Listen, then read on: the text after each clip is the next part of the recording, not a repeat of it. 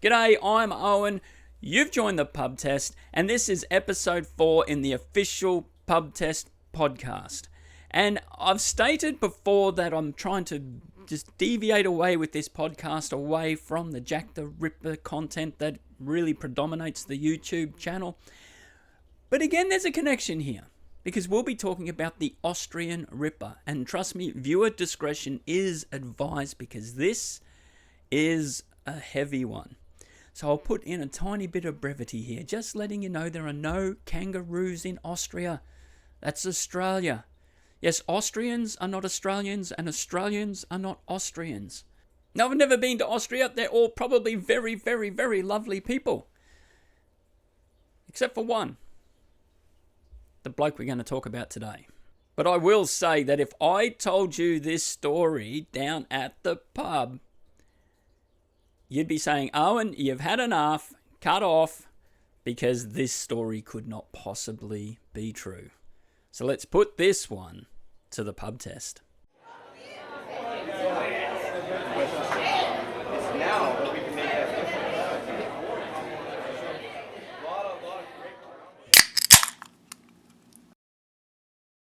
So before I really dive into it, I do have to say that I cannot do the victims in this case justice in any way.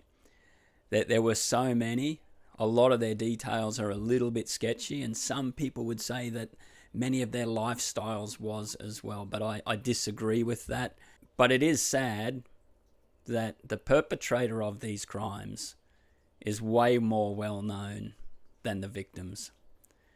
And I also will state before I go too far in that I'm probably going to butcher many of these names, because I can barely get English names right, let alone ones from Eastern Europe. But that's where we are starting in September the 14th in 1990, Czechoslovakia, Prague. A young girl, Blanka Bakova, who worked at a butcher's shop, was last seen getting into a vehicle with a fairly respectable looking bloke. Well, she was never seen again, and her hands were bound, and she had been strangled, and she was found lying face down in a secluded area near a river. That detail is critical when we look deeper into this. But that seemed like a very isolated crime, and the local authorities were totally baffled. They never pinned anyone for this crime in Czechoslovakia. Now, in my research, I could not find any reason why she got into that car. Yet all the other victims related to this one, and yes, this crime was related to many that happened in Austria. Well, all the others were sex workers. Now, in Austria, that was not illegal if you were licensed. It was a legitimate occupation. Yet 2 of them that we're going to mention were not licensed. Regardless, the rest of them were working in that industry. So in Austria, from October 1990 to May 1991, 7 women lost their lives. Now, in order, they were Brunhild Masser, Heidi Hammerer, Elfried Schmeff, Sylvia Zagler, Sabine Mutzi, Regina Prem, and Karen Slatke. That was the order in which these poor women lost their lives. It was not the order in which their bodies were found. Yes, these crimes were going undetected for a little bit of time. And yet, when they did start discovering the bodies, something very consistent was found. All had their hands bound, and they were strangled with their undergarments, which in many cases was the leotard that they were wearing.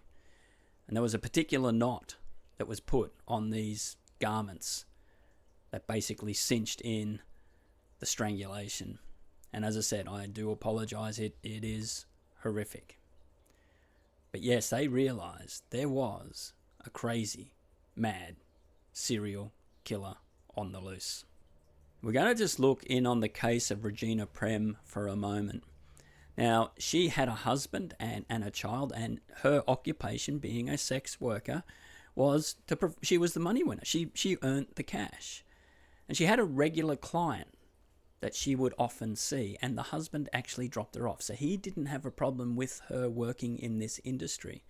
And, like, no judgment. That is totally up to the individual. You do you. But she never returned home. He reports her missing. And she's missing for a long time. They don't find her. And after a month, he gets on the TV, Regina's husband, and says, look, if some bludger has done a terrible thing, if you're a monster out there harming people, at least have the decency to pick up the phone and tell us where the body is so we can give that decent woman a fair burial, because that's what she deserves. Well, a month after that appeal, he gets an odd phone call from a bloke. The voice says, look in the Vienna woods. Go to a figure 8 where the zenith stands, and then I will tell you where your wife is. Sounded like a total crank, so he ignores it and hangs up. He gets another phone call on October the 8th of 1991. It says, I am the executioner doing God's work. Up to 11, I have done my just cause. Words to that effect. Now, I know there's different ways people present this, but it's translating Austrian to English, so it may not translate exactly, but the crucial parts here is about the figure 8, the zenith, and also up to 11, I have done my job. But that night, or early into the following morning, Regina's husband receives another phone call. He says they lie in the ground towards Hades. And he continues on about how that's basically what these ones deserve because of their lifestyle. Now, as I said, trying to avoid the reference to Jack the Ripper, but remember in one of the Ripper letters it said, I am down on whores. Well, that was the implication in this phone call to Regina's husband, but Regina's husband still discounts all these phone calls. Until, in that Vienna Woods area, bodies start appearing. All lying face down towards Hades, the Greek god of death. All, as mentioned before, have been strangled in the same way with their undergarments around their neck. Well, before these phone calls started coming in from this strange person, basically showing where these bodies would be found, some odd events happened over in Los Angeles, near the Cecil Hotel. Now, if that sort of makes your hair stand up, it will again later. The Cecil Hotel is very infamous for some strange things happening over there in Los Angeles, and I still believe it is standing today if you ever want to go stay there, but I would encourage you not to, because it's just really, really weird. Sorry if you own the Cecil Hotel. Unless you want to sponsor me, I'll give you a promotion. But seriously, this is scary. In a 5-week period from the 20th of June to the end of July, 3 women, also what we would call in Whitechapel back in the day, unfortunates, ladies who worked the street, were found dead. They were found with their hands bound, lying face down. They were strangled, but this time it was their own undergarments, their bras, that were used to finish them off. And they all had a unique knot tied at the back of them. And those women were Shannon Exley, Irene Rodriguez, and Peggy Booth. And oddly, and what is a weird coincidence, is that an Austrian reporter who knew some of these bodies in Austria had started appearing. So he got permission from the police, basically, or at least asked him, hey, is it okay if I go over to Los Angeles and learn about how they're dealing with the crimes and what it's like for these ones in that industry, what their conditions are like and what they're facing. Are they safe? So he was there during July and June, staying at the Cecil Hotel, And he was interviewing these poor women who are now terrified. When the second body was found in the same way, even the authorities were saying, this isn't good. Like, these poor women would lose their lives. It wasn't that those crimes never happened to these women. It did happen. But not all in the same way. So now they knew they had a serial killer on the loose. And when the third one happened, well, then there was a hysteria among these women. And this reporter is interviewing them. He even got to travel around with one of the LAPD, driving around the area. And he could talk to him, take photos, but then once he's finished his research, he goes off home. Well, the LAPD are really concerned that they've got this nutter on the loose. But strangely, the killings just stopped. But the Austrian authorities now, going back there, have 7 bodies they've found, and they're knowing that this is a huge case. But they're lost, except they start thinking, this is similar, very similar, to a crime that happened almost 20 years previous. And that was perpetrated by a man known as Jack Unterweger. Now, he'd done at least one, and I say at least because we will look at that, but at least one murder that was very similar to all of these.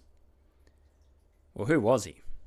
Well, he was born in 1950. His father was an American soldier, and his mother admittedly didn't have the best circumstances, we would say, but she probably didn't help herself. She was in and out of prison for fraud and other things. He ends up having to live with his grandfather.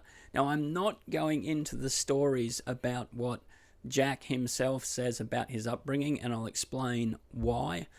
But it's not too long before he ends up pretty well much going down the same way as his mother, getting involved in burglaries, assaults, attacking women. And yeah, he was not a very good bloke at all. But oddly, it is said that this bloke had a bit of a way with the ladies. Now, he was quite short at only 5'3", but he was well presented and very clean cut. And somehow managed to have some fancy vehicle that he could, drive around in. And so women would generally trust him because he seemed fairly harmless enough. But that impression that he gave was different to the reality. He was broke and he was illiterate, didn't have much going for him, and he would lure women into his cars and then assault them in various ways. But as said, his rap sheet was terrible, but it may also have included a murder. But the one that he got pinned for is a horrific story. So Jack now has a girlfriend, Barbara. And they have the notion, and there's differing reports on this, but this is the one that I believe is the most accurate. But Barbara and Jack decide to go and rob Barbara's house for money because they're broke, probably needing some type of outside stimulus, either alcohol or drugs, who knows. But they're going to go rob Barbara's parents. But Barbara's parents are home. So they weren't actually going in to bash them or anything. So they go, well, that's not going to work. But then Barbara sees her former next-door neighbour, Margaret Schaefer. And because Jack knew that Barbara could probably lure her into the car quite easily because of her friendship, they do that.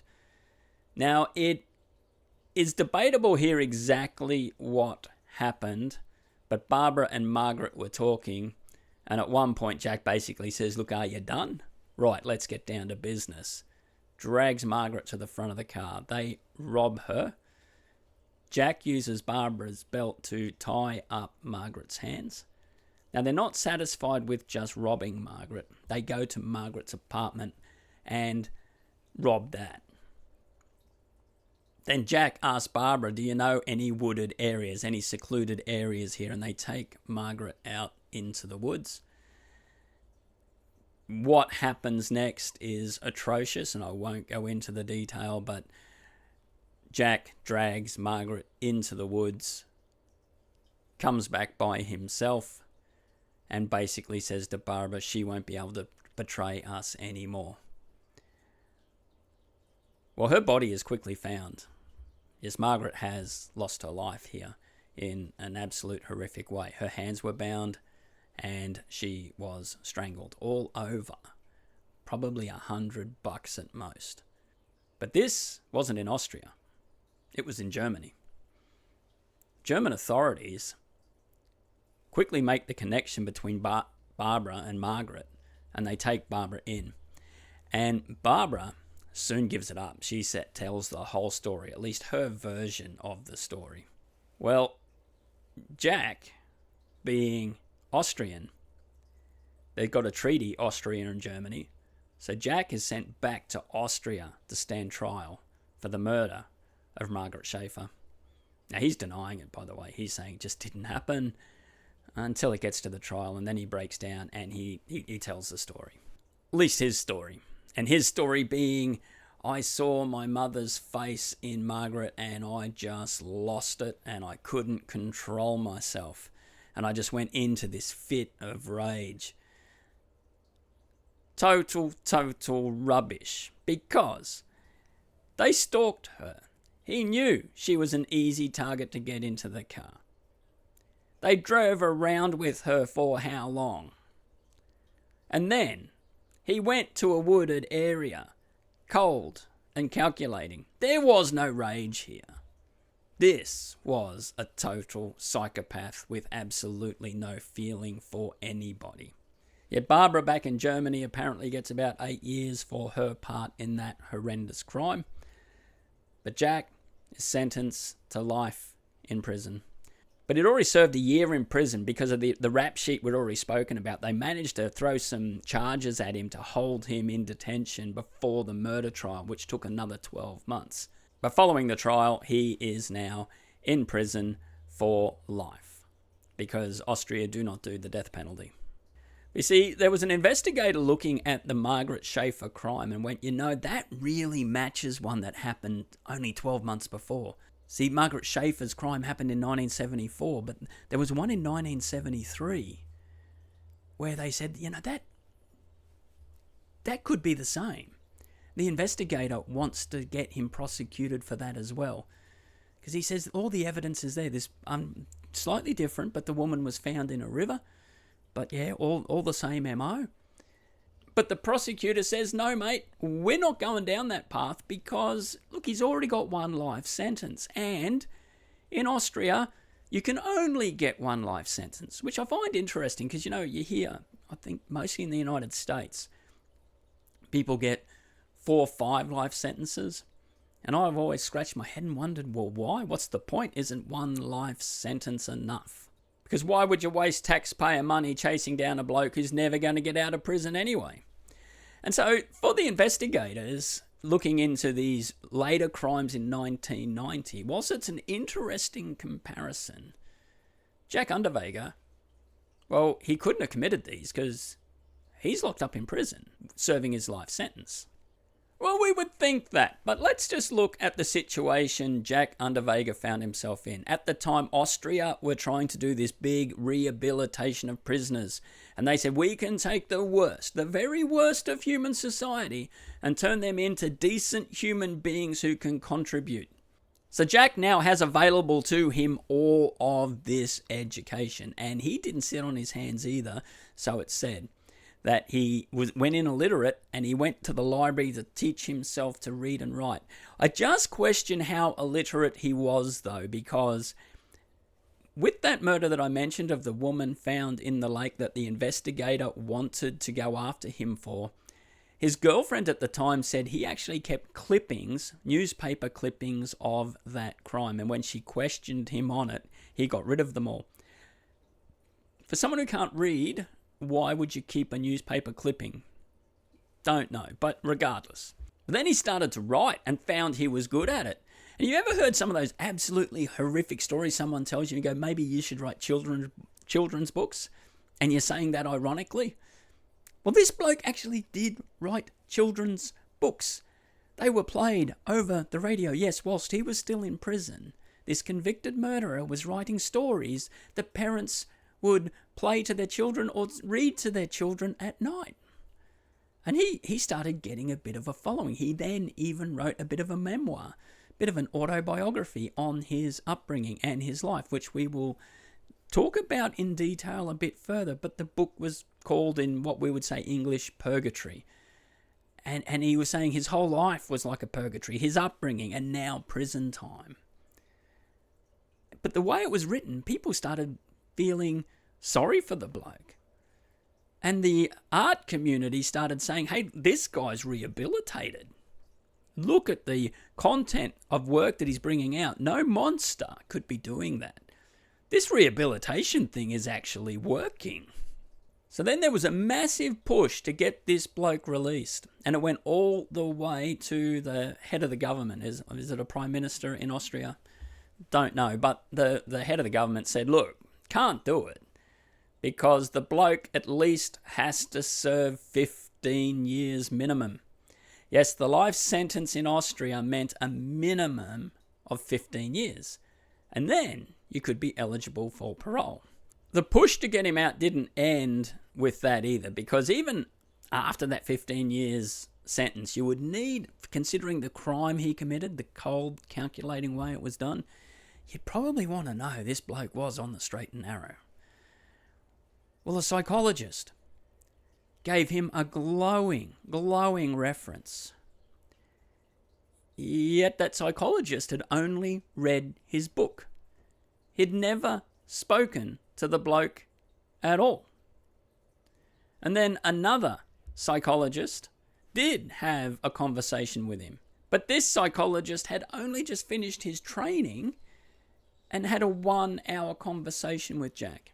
And he also said there is no way this bloke will ever commit another crime again. Because you know what's funny? In the book, Purgatory, he doesn't state why he was in prison. Or I should say doesn't tell the truth about why he was in prison. In the book, he says an old bloke came and hit him up for a bit of bedroom activity. He didn't like it, so he beat him up and then urinated on him. So you'd think, oh yeah, well, that old, sleazy bloke deserved it, didn't he? And you're in prison for that? In prison for life? That is a purgatory. That's terrible. He doesn't talk about the murder of Margaret Schaefer at all. So he lied. People believed it. But regardless, after serving the minimum term on the 23rd of May 1990, he's released as the poster boy for rehabilitation in Austrian prisons. Yes, that is only a few short months before the murder of Blanka Bakova in Czechoslovakia, Prague. Now, Jack Unterweger became a celebrity in Austria. He already was. Stuff was being played on the radio. He was even let out of prison at one stage to go and attend one of his plays that he'd written. But now his book Purgatory was being taught in Austrian high schools. He even appeared on a TV show only 2 weeks after being released from prison, where all these other writers were talking about rehabilitation in prisons. Because the rehabilitation program in Austria was deemed a complete failure. They said for 99% of the people in there, it was just a waste of time. And Unterweger's saying, well, that's because they're not like me. I've got the fortitude in me to be able to move on. These other blokes, they can't do it. He's travelling around the country and other countries doing poetry readings. And apparently it was just really captivating, so they say. If you heard him read, it drew you in, particularly women. He still had this way, even though he's around 40, women were flocking to him. I mean, he had fame, he had wealth, because he's making money out of all this stuff now, and he just had a bit of charisma. So yeah, he had an endless string of women all around the place. Interestingly, he also became a reporter for an Austrian paper. And so when the bodies started appearing, he was going into the police station, interviewing the police, finding out about the investigation. He did say that he was assigned the case because his aunt had been murdered and she was a sex worker as well. I do not believe that is true. But regardless, that was an intriguing little connection that he said he had, and the police were more than willing to talk to him. And even the police that knew of his background thought, well, I mean, he's had this experience in doing these types of crimes, so maybe, we could utilize some of his knowledge, some of his experience, and we could pin down more who could be doing these things. But the authorities eventually do say, well, mate, thanks for your help and for your interest in these crimes, but just to eliminate you, I mean, we've got to do our due diligence. Can you just give us an alibi for where you were on the various nights where these women went missing? And he's like, yep, I'll get onto that. Just give me a bit of time. Then gets back to him and says, you know what? I really can't remember where I was. Now, immediately, that says that the person's innocent. Because if you did straight away be able to give a list of exactly where you were on 7 different occasions, like months back, that would suggest that you had a planned story ready to go, rock solid alibi. That would look very shady indeed. I mean, I barely remember what I did 4 days ago. If someone asked me, I'd be like, oh, now what was I doing? Where was I? Who was I with? I don't really know. But the difference here, and I find this intriguing, this bloke was touring. He was doing poetry readings. He was going places. He was on TV. So he would have had a bit more of a diary than most of us would keep to have an idea of where you need to be. And then you could look back through that and go, oh, on that night I was here. See, I was nowhere near there. But he says, well, I just can't remember. That now, in my mind, raises suspicions. But intriguingly, it was the Czech authorities looking into the murder of Blanka Bakova that made quite a startling connection. Jack Unterweger was in Prague that very night. So now the Austrian authorities are like, oh my goodness, we better start connecting the dots. And because he was such a public figure, famous in Austria at the time, they start going through the dates, and each one he was in or near the areas where these women went missing. It was there or thereabouts. They actually do a bit of a search in his house, and they do find references to Hades, to the Zenith. Figure 8, it was mentioned in those calls because now Regina's husband has come forward saying, I got these weird phone calls. And they're now tying those phone calls in with Jack Unterweger. The figure 8, though, they believe could have been referencing to the way the hands were tied behind the back in a figure 8 pattern. But they were confused about one thing. Including Blanka Bakova and the 7 women in Austria, they only had 8 crimes. In the phone call, it mentioned up to 11. Were there 3 more? Well, then they remember, that Austrian reporter who went to report on crimes over in LA? That was Jack Unterweger. Jack Unterweger was staying at the Cecil Hotel. So they pick up the phone and say, we know this is going to be random, but between June and July, did you have any random crimes that are left unsolved to do with ladies of the night? And they go, you know what? Actually, we did. So it was Jack Unterweger who was in Los Angeles when those 3 women were killed. It was him who was going into the police station talking to them. It was him who was driving around taking photos of the area during that whole period of time. And the knot that was used to strangle those 3 women matched the knots on the undergarments found on the women in Austria. But you would say they were strangled with their own bras in the United States. They weren't in Austria. That's very easily explained because the women in Austria tended not to wear bras when they were out on the street. They would wear leotards and stockings as undergarments. And therefore that's why it was leotards being found around their necks. But in the United States, it was the bras. They now know who has been doing these very crimes. And not only that, they now know it was Jack Unterweger making those calls to Regina's husband. They've got the 11 victims. Well, the police then say, we got to go pick this bloke up. Got to go arrest him. But now he's with a new girlfriend, a younger girlfriend. She's only 18, Bianca. And she's working in Switzerland. And he decides, well, I'm just going to go to Switzerland. It's not that hard to go. So he gets to Switzerland and then they get over to the United States. Now, how did he manage to get away? He still had a lot of friends and supporters. And it became public knowledge that he was now the prime suspect in these crimes. And many people didn't believe it.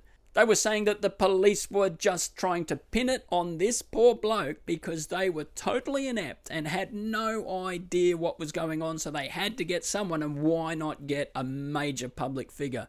And then they'll be hailed heroes. But this is a stitch up. Jack Unterweger did not do these crimes at all. So he fled and he's over in Miami. But things weren't going so well for Jack in Miami. In fact, him and Bianca are starting to run out of cash. So he starts reaching out. Actually, he had another person on the side, not just Bianca, but he had another woman that he was seeing. And he rings her back in Austria and says, look, I need some cash because, it's a bit hard to get it over here.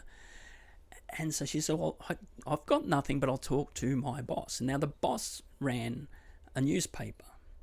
And he went, oh, no worries, I can do that. He goes, how about I give you 10 grand for an interview? Wherever you are, we'll just do an interview over the phone. And Jack's like, sweet as, you send me that money. So they do a wire transfer. Don't know exactly how a wire transfer works, but that means you've got to walk into an establishment and pick up your cash. So he sends Bianca to go down and get the money. But what he didn't know is that bloke wasn't going to give him any money. This bloke hated Jack Unterweger, and he rang the authorities. And so before too long, they've got him. He's now under arrest. But in LA, he would be facing the death penalty for those 3 murders, yet Austria get him extradited back. They were never going to send him back to the United States because they won't send a person back to a country that has the death penalty on the table. But the US agree to let them try Jack for the 3 murders in LA back in Austria, and he can serve his punishment over there. Now, at his trial, now he's saying, I'm innocent. This is a total beat up. Like his supporters were saying, they're just after me. Look, I did the wrong thing, but I'm rehabilitated. And it was a very strange trial. He tried to control it by telling the judge, look, you can ask me anything. Let's just treat this like a chat around a coffee shop. You ask questions, I'll answer them. But some very odd things happened. On the very first day of the trial, a bomb threat went in. And so then everyone had to evacuate for a little while. They found out it was a hoax, but generally speaking, most people believed that it was supporters of Jack who sent in that hoax. But getting towards the end of the trial, part of the courthouse building actually did get blown up by a bomb. I kid you not. This is not made up. But a bomb went off in the building, not in the room where Jack was, and the trial did continue after a very short amount of time. No one was ever found or convicted of who planted that bomb either, but again, it is believed it was supporters of Jack trying to disrupt this trial. Well, finally, he is found guilty of 9 of the murders, not all 11. And the reason why they didn't find him guilty of the other 2 is because they were out in the woods too long and animals had basically eaten the body, and there was no proof exactly of the way they were killed. But he was now given a life sentence without parole. Now, this isn't also a detail I haven't mentioned yet, but he burst into tears when that verdict was read out. But that was not uncommon for Jack. Anytime he was put under pressure, he would just burst into tears. But in this time, he's saying, I am innocent and I am going to appeal. This is an injustice. Well, that very night in prison, his first night in prison, Jack is found and he strangled himself with some shoelaces and some cord. And oddly, the knot that he used was the exact same knot as used on all his victims. So if there was any doubt that Jack Unterweger was the Austrian Ripper, well, he removed it in that moment. Yet, sadly, doesn't really make any great difference. But his lawyer, finding out that Jack had now passed away in prison, said, you know what? He's not actually convicted of these crimes now because his appeals hadn't been exhausted. So this conviction doesn't stand. And technically that's true. I don't really think that lawyer really had any need to say that, because what is the point? We know that he did the crimes. To me, that's just a cheap shot against the grieving families. So I don't know what the need was for that. But yeah, technically, he's not convicted of any of these crimes. And that is the story of the Austrian Ripper. And as I said at the start, if I told you this, or rather if I wrote this story as a fiction, you would say, that's just unbelievable, Owen. Cannot believe it at all. It's just never would happen. And yet, sadly, these events actually did. Now, I have some points that I just really want to make in summation here. You see, Jack, in a very short space of time after being released from prison, in an 18-month period, took the lives of at least 11 people whilst he was living large. Like, he was living the life of a celebrity. He was having a laugh at people the whole time, I have no doubt. In fact, the name Jack. Now, I believe he claims that his mother named him Jack, but I believe that's only claimed in his book, and you cannot listen to anything written in his book because this bloke lies all the time. His actual name was Johann or Johannes. He only took the name Jack when he was in prison and wrote the book Purgatory. So Jack was his pen name. Of all the names you could choose, why did he go with Jack? Well, Jack the Ripper, the original Whitechapel fiend, attacked unfortunates. Was it a coincidence? I don't think so. I believe he was having a laugh, hiding in plain sight, even with the name he used. His boldness in going to the police, not just in Austria, but even in the United States, whilst committing crimes, is just absolutely astounding. And can you imagine this psychopath just reveling in the fact he's making these people look stupid? He's right under their noses the whole time and getting away with it. But I won't go into all what the authorities said about this bloke because it wasn't very complimentary after they found out what he had been doing. But I think the one particular relevant comment from one of the police was about the rehabilitation process. Now, I know this is not true in every case. People can be rehabilitated, but this comment was in hindsight, 2020 vision after the event to do with this bloke. And they said, if you take a psychopath and educate him, all you do is educate a psychopath, and that makes him more dangerous. Now, that won't be true in every case, I would hope, but it was very, very true in this particular one. But now, if you are a regular of the pub test, you know we discuss Jack the Ripper quite a lot, and there is some points to do with Jack the Ripper himself that I want to make in relation to the Austrian Ripper here. Many people who are ripperologists will say Jack the Ripper had to have been a local. There is no possible way someone from out of the area could have been there and committed those crimes without getting caught. You would have to have an intricate knowledge of the streets. Jack Unterweger murdered 3 people in LA in a short, it's like a very small geographical area. He didn't know the streets. He wasn't there that long. I mean, it was 5 weeks, but he'd started the crimes earlier than that. He managed to get away with it and hide the bodies and disappear. They started and stopped quickly. And that just raises questions in my mind, at least. Yet the converse is true back in Austria. He was well known, and people say Jack the Ripper could not have been a famous person because they just wouldn't get away with it. They would have been picked up straight away. Jack Unterweger was highly known in Austria. People were flocking to him. Women were throwing themselves at him. He was on the TV, doing poetry readings, all these things, and yet he managed to take the lives of 8 women over the course of about 12 months over there.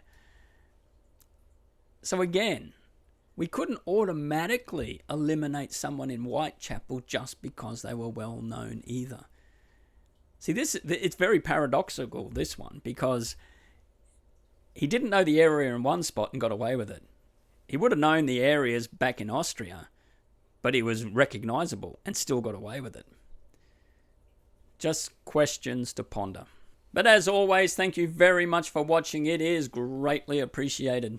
But give us a like, give us a subscribe. I'm Owen. You've been watching The Pub Test, and we'll see you on the next one.